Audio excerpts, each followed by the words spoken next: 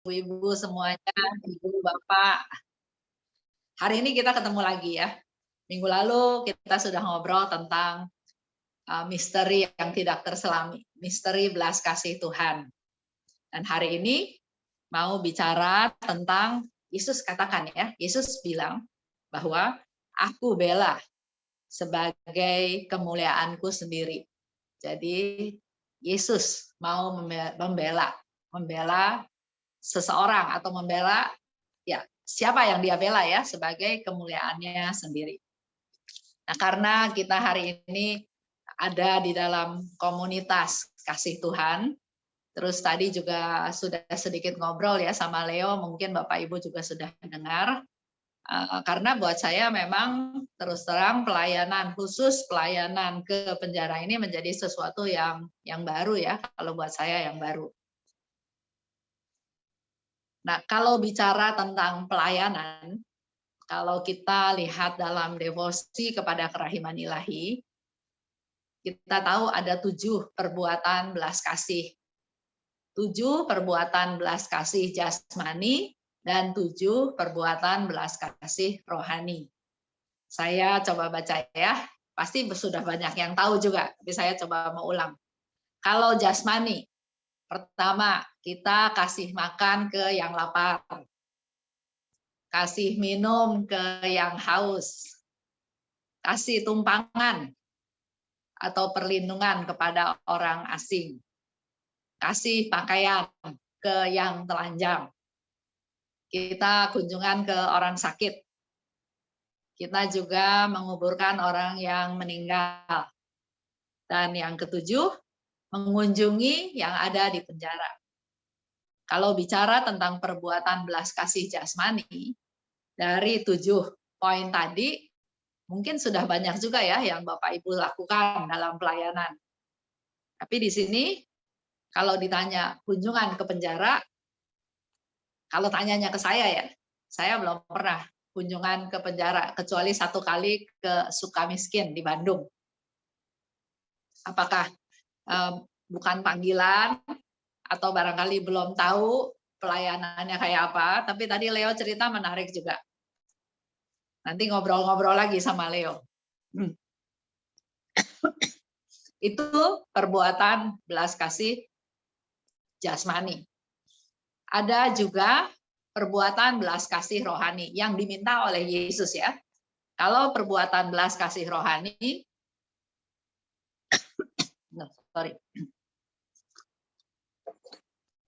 menegur yang salah. Nah ini kalau saya lihat, mungkin nanti Leo dan teman-teman yang lain bisa kasih komentar juga. Kalau orang-orang di dalam lapas, ya harusnya salah ya. Karena kalau nggak salah kan dia nggak dihukum. Walaupun kenyataannya ada yang dijadiin kambing hitam. Ada yang sedemikian rupa sampai akhirnya harus menjalani hukuman yang padahal secara fakta katanya nggak seperti itu. Saya ingat satu cerita di mana dia orang negro ini ya, orang negro, dia dituduh memperkosa. Dalam pembuktian, dalam hal apa, akhirnya dia dijatuhi hukuman, harus jalanin hukuman kalau nggak salah 34 tahun. Ini kejadiannya di Amerika. Karena putusan pengadilan, ya akhirnya dia menjalani hukuman tersebut. Setelah puluhan tahun, ternyata kasusnya mungkin dibuka lagi atau yang diperkosa itu ternyata hamil dan lahir anak, dan waktu anaknya diperiksa ternyata DNA-nya beda sama si negro yang ada di penjara ini. Akhirnya setelah 34 tahun atau apa ya, akhirnya dia dibebaskan. Nah, itu kan kalau cerita dari dia nggak salah. Tapi kenyataannya bahwa dia harus menjalani hukuman selama 34 tahun.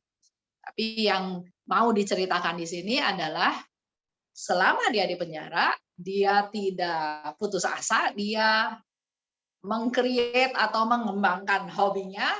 Akhirnya dia waktu itu ikut American Got Talent kalau nggak salah ya, atau X Factor atau apa saya lupa, tapi dia dia melatih suaranya, dia bisa menyanyi dengan baik, bahkan dia mengajak teman-temannya untuk terus bernyanyi, memuji Tuhan ya. Jadi kalau kita lihat positifnya, kita sebagai orang beriman, kita lihat positifnya, walaupun diperlakukan tidak adil, sama seperti Yusuf masuk penjara, direkayasa sedemikian rupa, tapi berserah, mengandalkan Tuhan, ya akhirnya ada hal-hal positif yang tetap dia bisa dapat. Ini kalau dengar cerita dari dia menjalani hukuman setelah 34 tahun baru ketahuan bahwa bukan dia pemerkosanya, karena ternyata anaknya DNA-nya beda sama dia. Itu salah satu fakta, tapi yang sebagian besar kita tahu ya orang di penjara biasanya karena bersalah. Nah, kalau perbuatan rohani, ini mungkin buat teman-teman kelompok kasih Tuhan juga ya. Satu, menegur yang salah. Kedua, mengajar yang tidak tahu. Ketiga, meneguhkan yang bimbang. Keempat, menghibur yang sedih. Kelima, bersabar terhadap yang salah. Keenam, mengampuni yang bersalah. Dan ketujuh, berdoa bagi yang hidup dan yang mati.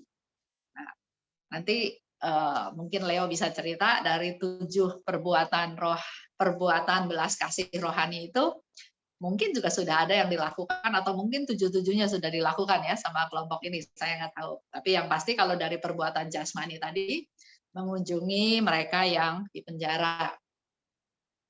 Nah, kalau bicara tentang perbuatan belas kasih ya, tadi ada 7 perbuatan belas kasih jasmani dan 7 perbuatan belas kasih rohani. Kita kaitkan dengan apa yang Yesus katakan. Dia katakan begini, putriku, karena memang komunikasinya antara Yesus dengan Suster Faustina. Tapi karena Yesus minta apa yang dikatakan oleh Yesus kepada Suster Faustina itu dicatat, ditulis, maka walaupun dikatakan putriku, menurut saya apa yang dikatakan oleh Yesus dalam buku diary juga berarti atau berlaku buat kita semua. Putriku, kalau melalui engkau aku minta agar manusia menghormati kerahimanku, jadi Yesus minta Suster Faustina supaya manusia menghormati kerahimanku, hendaknya engkau menjadi orang pertama yang unggul dalam harapan kepada kerahimanku ini. Jadi bukan hanya kita pintar ngomong aja, tapi harus nyata dalam perbuatan kita, dalam perkataan kita ya, dalam pikiran kita, dalam keseluruhan kita, bahkan bukan hanya nyata, tapi harus menjadi orang pertama yang unggul. Jadi bukan hanya orang biasa, tapi orang yang unggul dalam harapan kepada kerahimanku ini. Aku minta, Yesus katakan, agar engkau melakukan perbuatan-perbuatan kerahiman. Kita melakukan perbuatan kerahiman seperti mengunjungi yang di penjara. Ini contoh aja ya, Leo ya, supaya gampang nangkepnya gitu. Kita kunjungan ke penjara bisa banyak, ya memang ada banyak anggota ya, tapi bisa saja terjadi punya motivasi yang berbeda-beda. Saya misalnya mau kunjungan ke penjara karena saya tahu ada saudara saya di penjara. Ada tujuannya gitu kan. Ada juga mungkin saya pengen tahu sih kehidupan di penjara kayak apa, jadi saya melakukan pelayanan ke sana. Atau ada juga yang karena nggak ada yang mau pelayanan ke sana, jadi saya aja lah biar semakin terkenal dalam tanda kutip ya. Ini contoh-contoh aja. Nah, tapi yang Yesus minta, engkau melakukan perbuatan kerahiman yang harus muncul dari kasih kepadaku. Jadi dasar dari kita melakukan pelayanan, apakah pelayanan kunjungan ke penjara, apakah ke orang sakit, apakah ke yang meninggal, dasarnya adalah harus muncul dari kasih kepadaku. Jadi dasarnya kita mengasihi Tuhan. Mengasihi Tuhan, mau jadi alatnya Tuhan, jadi perpanjangan tangan Tuhan, itu yang Tuhan mau. Nah, contoh, pernah ada satu bapak komplain ke saya ya. Dia bilang begini, Bu, sekarang kan lagi zaman COVID, ini ceritanya kira-kira setahun yang lalu ya, waktu COVID itu lagi sangat-sangat merajalela. Tapi istri saya itu nggak mau diomongin, pokoknya kalau ada yang meninggal dia pasti datang ke rumah duka. Bahkan sampai ngantar ke pemakaman. Saya bilang, bagus dong Pak, pelayanan. Betul, bagus pelayanan, tapi kan sekarang COVID. Kalau nanti dia pergi ke rumah duka atau sampai ke pemakaman, terus dianya ketularan COVID, terus dianya bawa COVID ke rumah, terus saya dan anak-anak kena COVID, bagaimana jadinya kayak gitu ya? Apakah pelayanan itu harus katanya gitu ya? Jadi si bapak ini mengalami sesuatu yang nggak damai. Si istri memang melayani, tapi si suaminya nggak damai karena ada ketakutan. Ya, saya bilang bahwa memang setiap orang punya panggilan, tapi tetap keluarga itu nomor satu. Ngapain kita hebat-hebat pelayanan ke rumah duka, kunjungan sampai ke pemakaman, tapi yang di rumah hidupnya nggak damai, hidupnya ketakutan.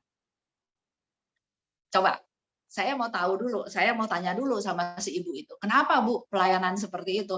Oh iya, ini harus, ini kewajiban saya. Nah, kewajiban ibu sebagai istri, sebagai ibu untuk menjaga keluarga gimana?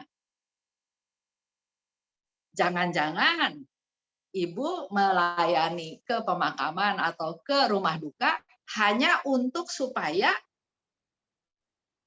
bukan dipuji ya, tapi supaya saya punya komitmen, saya mau jalanin. Tapi lebih ke arah kepuasan diri sendiri. Nah, jangan sampai pelayanan itu seperti itu. Saya komit, mau pelayanan ke rumah duka, saya laksanakan, saya puas karena saya sudah melaksanakan komitmen saya. Tapi yang jadi fokus bukan karena kasih kepada Yesus. Fokusnya adalah kepuasan saya, sehingga saya bisa melaksanakan tugas saya. Itu sedikit cerita aja. Jadi sekarang Yesus katakan lagi, pelayanan kita, apakah itu ke penjara ataukah kemana saja, karena ini kan teman-teman bukan semuanya dari komunitas kasih Tuhan ya. Yang Yesus minta, pelayanan itu harus muncul dari kasih kepadaku. Jadi apa yang kita lakukan dasarnya adalah saya mengasihi Tuhan. Karena saya mengasihi Tuhan, maka saya melakukan apa yang Tuhan minta. Kapan aja, di mana saja, engkau harus mengamalkan belas kasihan kepada sesama. Ini yang Yesus minta. Jangan kita pilah-pilah. Oh, sekarang saya mau pelayanan. Jadi saya saya berubah. Atau ini contoh ada satu contoh konkret. Saya punya bos, punya atasan. Dia masuk ke dalam satu komunitas. Kita mungkin semua tahu ya, komunitas Seci ya, Seci Daai TV kita tahunya. Nah, ini komunitas Seci. Jadi dia kalau mau pelayanan itu pakai baju seragam tertentu. Nah, kalau sudah pakai baju seragam itu, maka yang dilakukan adalah betul-betul melayani ya. Jadi udah nggak ada pangkat, udah nggak ada atasan, udah nggak ada bawahan. Tapi dalam hal ini, Yesus minta kepada kita semua, kapan aja. Jadi nggak ada bilang, sekarang hari ini saya jadi bos, jadi saya nggak bisa melayani. Enggak ya. Tapi Yesus minta kita, kapan aja, di mana aja, engkau harus mengamalkan belas kasihan kepada sesama. Jadi ini yang menjadi pegangan kita. Yesus yang minta supaya kita lakukan itu. Kapan saja, di mana saja. Dan lakukan itu dasarnya adalah karena kasih kepadaku. Engkau tidak boleh menghindarinya. Nah, ini kan dulu suka nih, ya dulu waktu belum pensiun, masih zaman kerja, teman-teman itu suka bilang begitu, Esther, kita nih lagi kerja, nggak bisa tuh urusan gereja sama urusan kerja dijadiin satu. Saya bilang, kita bingung kalau membeda-bedakan, justru dimanapun kita berada, kita harus bisa bersikap yang sama. Tapi teman saya bilang, enggak, kalau bisnis ya bisnis, Kalau bisa untung banyak ya untung banyak. Kalau bisa ngebohong ya ngebohong dalam tanda kutip ya. Tapi kita tahu sekarang dikasih nasihat oleh Yesus bahwa kita nggak boleh menghindarinya. Jadi kalau ada kesempatan untuk berbelas kasih ya harus lakukan. Nggak boleh, enggak Tuhan, saya kan alasan ya, nggak boleh seperti itu. Jadi dikatakan engkau tidak boleh menghindarinya atau berusaha mencari dalih, cari-cari alasan untuk tidak melakukan perbuatan belas kasih tersebut. Aku memberi engkau 3 cara. Nah, dari apa yang tadi dikatakan oleh Yesus, Yesus dengan sangat detail bercerita kepada Suster Faustina untuk melakukan perbuatan belas kasih ada 3 cara. Pertama, perbuatan. Dalam perbuatan kita bisa melakukan perbuatan belas kasih. Kalau kita nggak bisa melakukan perbuatan belas kasih, karena perbuatan dalam perbuatan ya, contohnya misalnya kayak kunjungan ke penjara. Artinya kan kita secara fisik datang ke penjara. Kita harus menyediakan waktu, persiapan dalam perjalanan, pergi ke penjaranya juga, di dalam penjaranya juga, pulangnya juga, itu semua ada yang harus dipersiapkan dari sisi waktu, dari sisi tenaga, dari sisi mungkin materi juga ya. Nah, kalau nggak bisa melakukan perbuatan belas kasih, bisa melakukan hal yang kedua, yaitu dalam perkataan. Jadi kita juga bisa melakukan perkataan yang belas kasih, yang mengampuni, yang menasehati, yang memaafkan mereka yang bersalah, yang menceritakan kalau mereka nggak tahu, yang membimbing dan seterusnya ya. Tapi seandainya itu pun tidak bisa dilakukan, yang ketiga, perbuatan belas kasih yang ketiga yaitu dalam doa. Jadi perbuatan belas kasih yang bisa kita lakukan bisa dalam perbuatan, dalam tindakan, dalam perkataan, kata-kata kita, dan juga dalam doa. Dan kalau kita lakukan 3 hal ini, dikatakan oleh Yesus, dalam 3 cara inilah tercakup sepenuhnya karya belas kasih. Jadi kalau kita sudah bisa lakukan 3 hal tersebut, itu sudah tercakup seluruh karya belas kasih. Dan semua itu merupakan bukti kasih-Mu kepadaku. Di awal Yesus bilang, lakukan perbuatan belas kasih dengan dasar kasih kepadaku.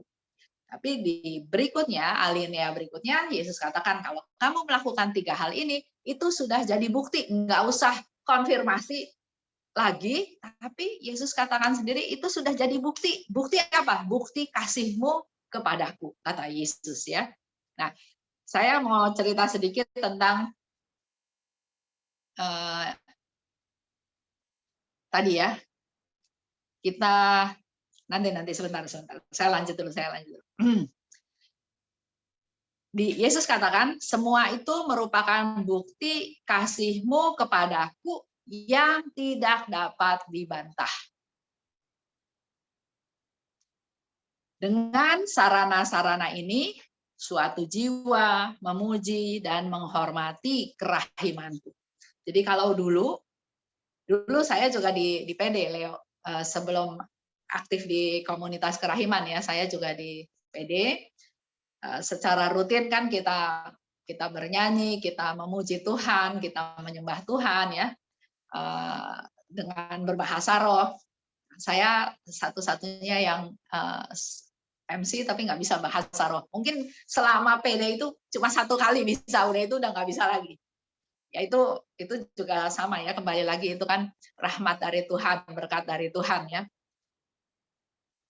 Tapi sekarang dapat satu konfirmasi dari Tuhan bahwa dengan kita melakukan perbuatan belas kasih, seperti komunitas kasih Tuhan itu mengunjungi mereka yang di penjara dengan kata-kata, dengan pengampunan, dengan dengan sapaan, dengan mendengarkan tadi ya, mendengarkan mereka sharing, itu sudah menjadi satu bukti bahwa kita sedang memuji dan menghormati kerahimanku. Jadi pujian kepada Tuhan itu bukan hanya dalam bentuk nyanyi, dalam pujian-pujian penyembahan, tapi Di sini Yesus mau kasih tahu bahwa kalau kita melakukan perbuatan belas kasih, engkau sudah memuji dan menghormati kerahimanku. Itu menjadi satu bukti lagi ya, misteri dari Tuhan yang luar biasa, yang tidak terselami, yang dulu kita bayangkan bahwa kita harus melakukan ini itu dengan uh, nyata bahwa kita memuji. Tapi ternyata dengan perbuatan kita aja, Yesus katakan bahwa itu sudah bukti kita memuji Tuhan. Atau kita pergi ke perayaan Ekaristi, kayak komunitas kasih Tuhan, menyelenggarakan, mengadakan perayaan Ekaristi ya di lapas. Itu pun bukan hanya supaya mereka bisa mendengarkan firman Tuhan, bisa menerima komuni, tapi ternyata di Diary Faustina juga dikatakan, kalau kita ikut perayaan Ekaristi, itu bisa kita persembahkan untuk menjadi silih. Silih untuk dosa kita, karena kita juga berdosa, tapi juga menjadi silih untuk mereka-mereka yang butuh silih. Jadi itulah kemurahan Tuhan, kerahimannya Tuhan. Apa yang kita lakukan aja itu bisa menjadi sesuatu yang bukti kita memuji dan menghormati kerahimannya. Nanti kalau misalnya Leo dan teman-teman mau lebih tahu lagi, itu ada di nomor 742. Nah, berkaitan dengan kenapa ya kita harus melakukan perbuatan belas kasih. Kalau dulu saya sebelum tahu tentang devosi kerahiman, ya kita cuma tahunya Tuhan suruh kita berbuat belas kasih. Contohnya kalau pipi kamu yang satu ditampar, kasih yang lain. Kalau ada yang minta baju satu, kasih jubah. Kalau ada orang ngajak jalan 1 kilometer, ayo jalan 2 kilometer. Ya cuma taunya seperti itu. Setelah dipikirkan lagi, kenapa ya Yesus kasih nasihat begitu? Oh ya udah, supaya kita nggak kesel. Pipi kita yang kiri ditampar, kasih lagi satu. Karena biasanya kalau udah ditampar satu, kita sodorin satu lagi, pasti orangnya sadar juga nggak berani nampar lagi. Gitu ya. Tapi artinya kita disuruh, udah lupain aja gitu ya. Tapi ternyata Yesus itu begitu murah hati, begitu baik. Di satu pihak dia minta kita melakukan perbuatan belas kasih, tapi di pihak lain dia juga memberikan janji-janji. Jadi bukan hanya kita melakukan segala sesuatu, tapi ternyata di balik apa yang Yesus minta, itu ada banyak rahmat yang Tuhan mau kasih ke kita yang kita butuhkan. Contoh ya, ada di 378. Yesus katakan begini, yang akan memaklumkan kerahimanku yang besar, pada saat mereka menghadapi ajal, aku sendiri akan melindungi mereka sebagai kemuliaanku sendiri. Kita tahu Yesus nggak mau kehilangan satu ciptaannya pun. Sehingga di Alkitab dikatakan Tuhan tidak menghendaki kematian orang fasik. Jadi Tuhan mau walaupun orang itu berdosa, syukur-syukur pada saat terakhir dia masih bertobat. Karena dia nggak mau kehilangan ciptaannya. Nah, untuk menjamin dalam tanda kutip supaya kita semua bisa kembali kepada Tuhan, bisa hidup bahagia bersama Tuhan, bisa ada dalam perjamuan dengan Tuhan di surga, maka dia kasih berbagai cara. Yesus katakan, kalau kamu memaklumkan kerahimanku, memaklumkan bukan hanya ngomong ya, tapi nyata dalam perbuatan kita mengasihi sesama, kita juga mengampuni, kita juga nggak dendam sama orang, kita ngajarin orang bagaimana caranya mengampuni orang. Kalau itu kita lakukan, maka Yesus bilang, pada saat engkau menghadapi ajal, kita semua juga bakalan mati kan. Suka nggak suka, suatu hari kita akan mati. Tapi Yesus sudah kasih janji, kalau engkau menghadapi ajal, aku akan melindungi mereka seperti kemuliaanku sendiri. Jadi Yesus janji akan bukan, oh saya akan misalnya ya Esther, karena kamu menyebarkan kerahiman, saya akan akan jaga kamu lah, akan bela kamu lah. Enggak, Yesus bilang aku akan bela sebagai kemuliaanku sendiri. Jadi luar biasa ya janji Tuhan itu gitu. Itu yang pertama ada di 378. Ada lagi dikatakan, kalau engkau menyebarkan devosi ini, artinya devosi kerahiman ilahi, mengutamakan atau menceritakan tentang Allah yang Maha Rahim, akan aku lindungi seumur hidupnya. Sekarang Yesus aja sudah melindungi kita seumur hidup kita. Perlindungannya seperti apa? Apakah kita akan ada di dalam kurungan dia, atau kita akan di dalam benteng dia? Misalnya Yesus bilang, kalau kamu keluar dari benteng, tanggung jawab sendiri. Enggak. Yesus langsung kasih contoh dengan sangat jelas, akan kulindungi seperti seorang ibu yang sangat menyayangi bayinya. Itu juga satu ungkapan kerahimannya Tuhan yang luar biasa. Dia akan melindungi kita. Kita ini bayi, bukan merendahkan kita karena kita bayi, tapi justru dia akan jaga kita seperti seorang ibu menjaga bayinya. Luar biasa. Diselimutin, kasih makan yang berguna, pokoknya dinomor satukan, ya. Kita semua tahu ya, kita sebagai ibu, kita bagaimana treatment kita kepada anak, bukan anak ya, bayi yang nggak berdaya, nggak bisa apa-apa, malam-malam nangis aja kita bangun, popoknya, apakah popoknya basah, apakah lapar. Jadi itu perhatian Tuhan kepada kita selama kita masih hidup. Dan itu ada di 10:75 ya. Dan selanjutnya, janji Tuhan itu sebetulnya banyak. Tapi saya ambil beberapa aja di 1540. Yesus katakan begini, yang memuliakan kerahimanku dan menyebarluaskan devosi ini, bukan devosinya ya yang disebarluaskan dengan kata-kata kita, tapi kembali lagi kita lakukan dalam hidup kita sehari-hari dengan cara mendorong jiwa lain mengharapkan kerahimanku ini. Nah, ini mungkin bisa banyak dipraktekkan oleh teman-teman dari komunitas kasih Tuhan. Karena yang di penjara itu, yang saya tahu ya, mungkin dia, saya ada satu cerita juga, ada satu teman, dia mau menunjukkan kepada orang tuanya bahwa dia bisa berhasil seperti kakaknya. Dia berusaha, dia ingin supaya papahnya juga bangga terhadap dia, tapi karena dia nggak punya kemampuan, akhirnya yang terjadi adalah dia gali lubang tutup lubang. Gali lubang tutup lubang sampai akhirnya ya nggak lubangnya udah terlalu besar, udah nggak bisa digali lagi, nggak bisa ditutup lagi. Akhirnya dia harus bayar utang dari gali lubang tutup lubang tersebut. Ya saya tanya, ada nggak kemampuan bayar? Nggak ada. Orang tuanya juga marah ya, kok anaknya seperti itu gitu. Orang tuanya juga nggak punya uang. Jadi sama si yang punya uang, dia dimasukin ke penjara. Saya bilang ya nggak apa-apa sih.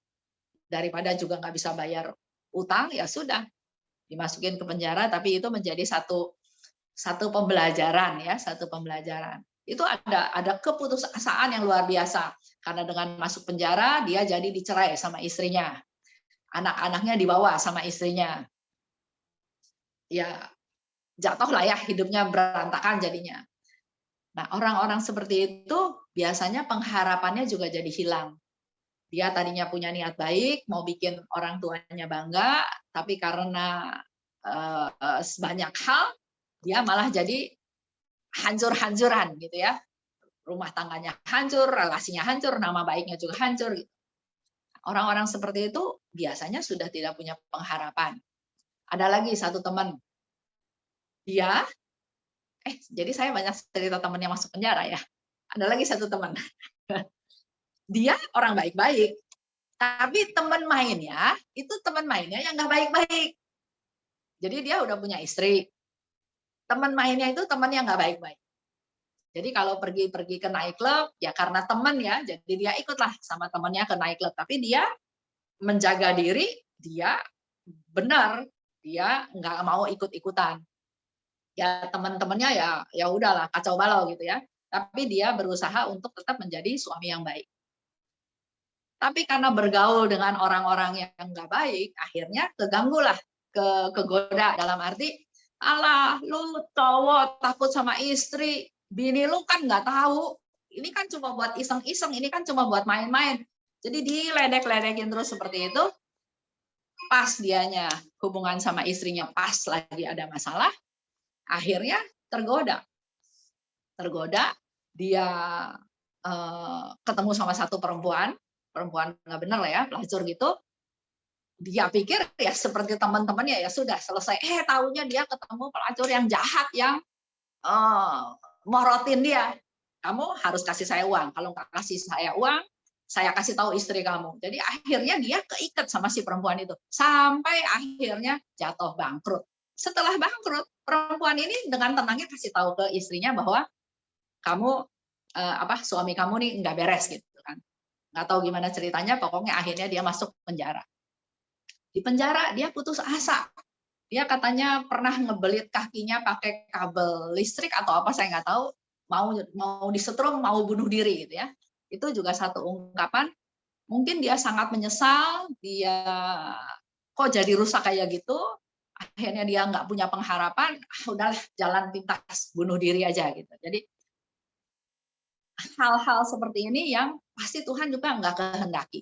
Sehingga di 15:40 Yesus bilang, menyebarluaskan devosi ini tentang kasih tahu bahwa Allah itu Maha Rahim dan mendorong jiwa lain juga punya pengharapan terhadap Allah yang Maha Rahim. Jadi jangan berpikir dosa saya udah besar sekali, nggak mungkinlah Tuhan ampuni saya. Tapi kita tetap harus memberikan masukan, memberikan nasihat, memberikan support atau encourage mereka bahwa Allah itu Maha Rahim.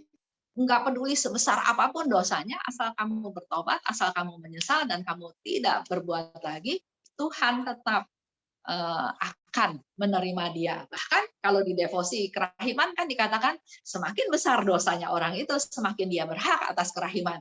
Cuma Yesus bilang, biasanya orang-orang seperti itu yang paling sedikit punya pengharapan terhadap kerahiman Tuhan. Oleh sebab itu, kita nih yang harus dorong mereka supaya mereka punya pengharapan pada kerahiman Tuhan.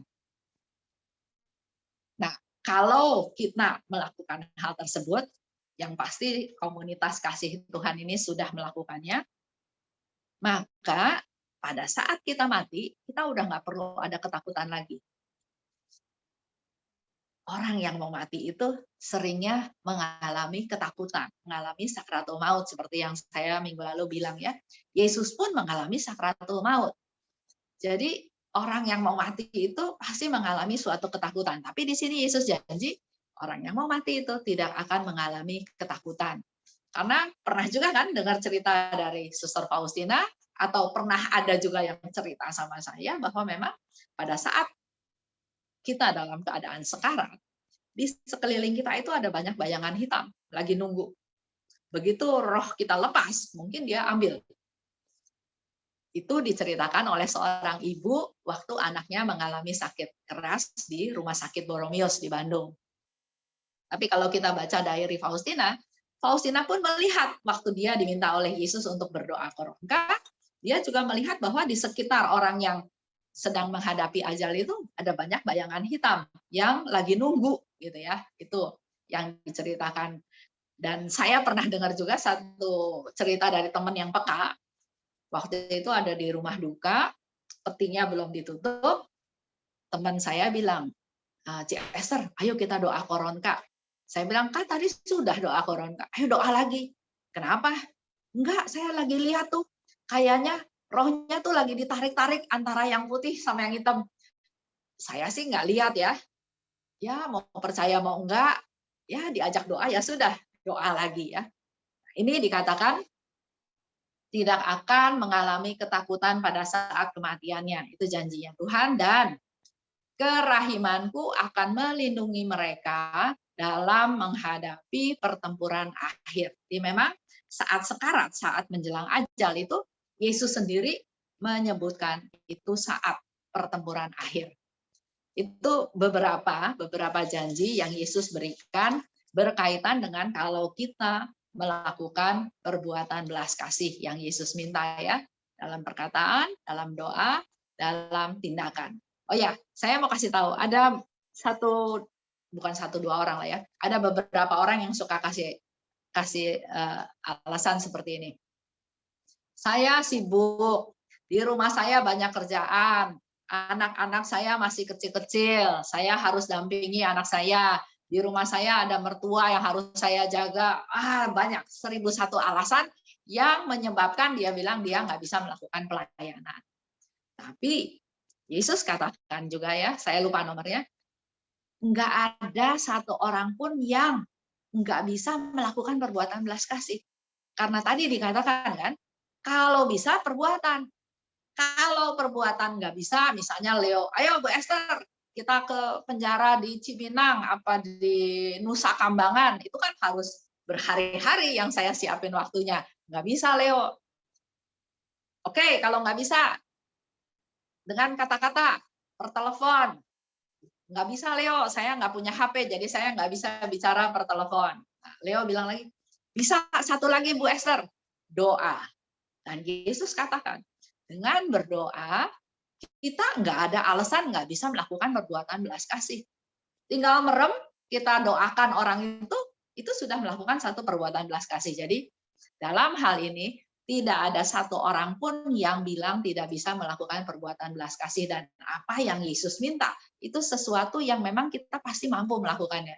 Cuma balik lagi masalahnya, mau atau enggak. Dan kalau sudah mau, mari kita rubah niat melayani itu yang tadinya mungkin kepaksa, ditarik-tarik sama Leo, diancam-ancam barangkali ya. Sekarang, Tuhan, saya mau lakukan bukan karena Leo, tapi karena saya kasih kepada Tuhan, maka saya mau melayani. Gitu aja dulu Leo, kira-kira.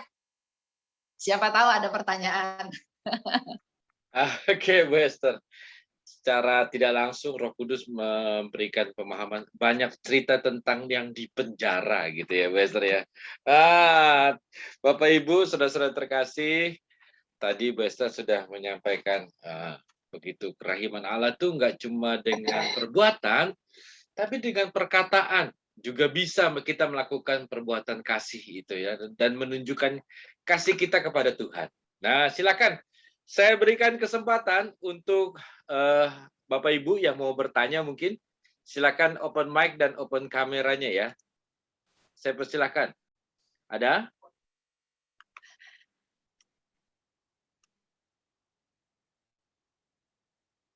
Ada yang mau tanya? Ada yang mau tanya? Atau udah mengerti semua? Waduh, hebat kalau udah bisa ngerti semua sih hebat nih ya. Ada yang mau bertanya mungkin? Silakan open mic dan open kameranya.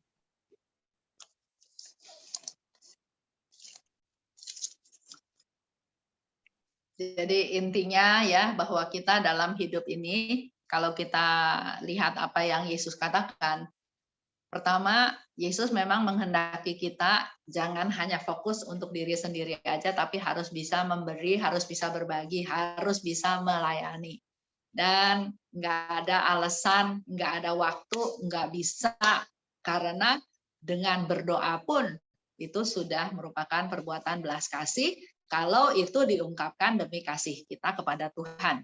Pemikirannya, Tuhan Yesus nggak mau ada orang yang mati dalam keadaan berdosa. Karena Yesus pengennya orang-orang itu semua diselamatkan. Nah, dengan kita berdoa buat mereka, otomatis kan kita membantu Yesus supaya orang-orang itu jangan sampai mati tanpa pertolongan Tuhan. Kita berdoa supaya orang yang tadinya putus asa, supaya dia jadi punya pengharapan lagi. Kita nggak bisa memang, kamu harus yakin, nggak bisa. Kita juga orang-orang nggak berdaya. Yang bisa kita lakukan, mungkin kita sharing, tapi kalau itu juga nggak mempan, ya kita berdoa. Karena dengan doa, Yesus bilang kan, engkau mendekatkan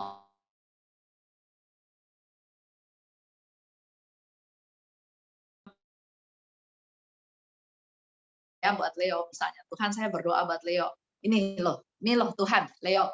Pokoknya saya udah dorong Leo ke Tuhan ya. Selanjutnya urusan Tuhan. Kira-kira seperti itu.